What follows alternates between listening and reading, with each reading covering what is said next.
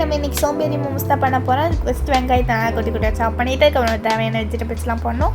நான் கேரட்டு, முட்டைக்கோஸ், கேப்சிகம் போட்டு வந்துட்டு சிக்கனை நல்லா பிளெண்ட் பண்ணி வச்சுருக்கேன். இதெல்லாம் ஒரு பாத்திரத்தில் போட்டு நல்லா மிக்ஸ் பண்ணிவிட்டு நல்லா சோயா சாஸ், பின்ன வந்துட்டு குருமிளகு, மிளகா பொடி, உப்பு எல்லாமே போட்டு நல்லா பிளெண்டட் சிக்கனி போட்டு நல்லா மிக்ஸ் பண்ணி வச்சுக்கணும். அதுக்கப்புறம் கொஞ்சம் குட்டி குட்டியாக உருண்டை பிடிச்சி வச்சுக்கணும். உருண்டை பிடிச்சிட்டு மாவு தண்ணி அந்த ப்ராசஸ் பண்ணிக்கணும்.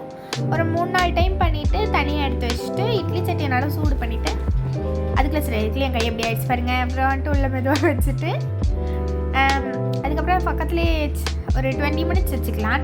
15 to 20 மினிட்ஸ் பக்கத்தில் சட்னி பண்ண ரெடி பண்ணிடலாம். அதுக்கு தக்காளி, பூண்டு, மிளகு, வினிகர், ஆயில், உப்பு, அப்புறம் சில்லி ஃப்ளேக்ஸ், கொஞ்சம் சுகர் அதெல்லாம் போட்டு நல்லா மிக்ஸ் பண்ணி நல்லா அரைச்சி எடுத்துக்கலாம். ஆறினதுக்கப்புறம் சட்னி ரெடிக்கு அப்புறம் மோமோஸும் அந்த கேப்பில் ரெடி ஆகிடுச்சு. எப்படி இருக்குது?